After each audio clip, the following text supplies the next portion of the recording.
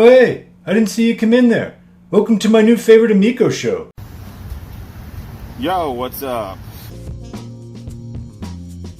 I hope they turn over the PR to a professional firm, because right now it's just a complete shit show.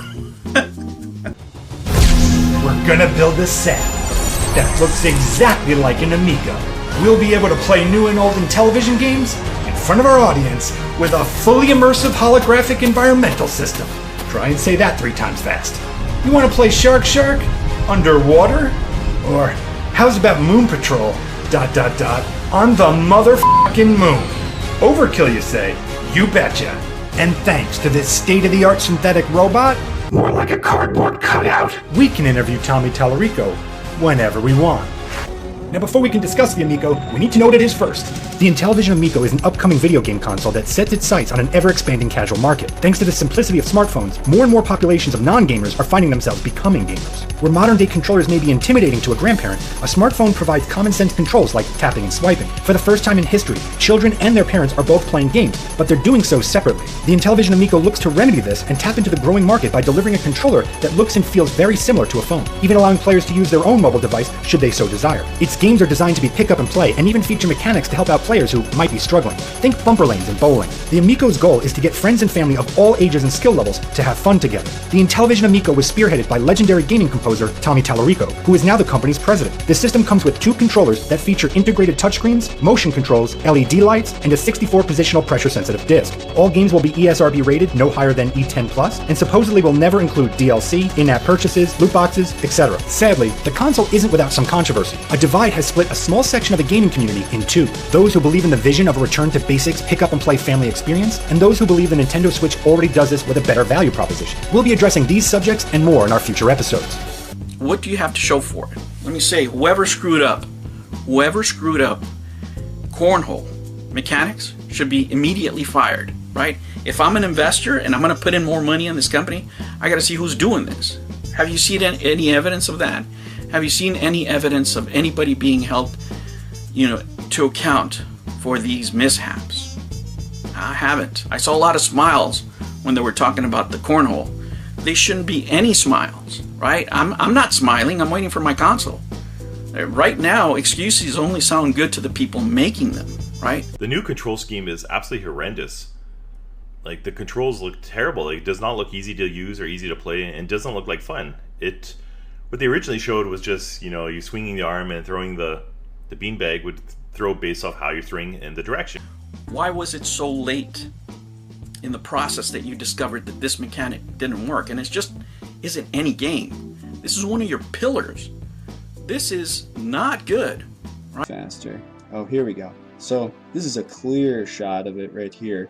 Nothing on the screen, only reflections, and nothing, the dial's not lit up, and none of the side parts are lit up. So it seems like the controller is off, which is unfortunate even for them trying to fake this whole thing, that they couldn't even load it up with whatever the cornhole controller app, or however you want to describe it, interface is supposed to look like. And then you throw a beanbag into the hole, and whoever gets the beanbag into the hole gets points. And Astromash, and this is Astromash, and then you're gonna have Farkle. I personally don't know what Farkle is. Does not sound like something that I would want to play, and does not look like something that I would want to play either, especially on a $250 console. In comparison, as much trash as I had said about the Xbox Series X, the Xbox Series S costs $300. $50 more than this, with actual real games. And yes, not every game is rated E for everyone, but I'm sure you can find games for kids on an Xbox Series S or Microsoft's gigantic marketplace store. The other thing that struck me was, look at the production line. Very short, isn't it? Very short.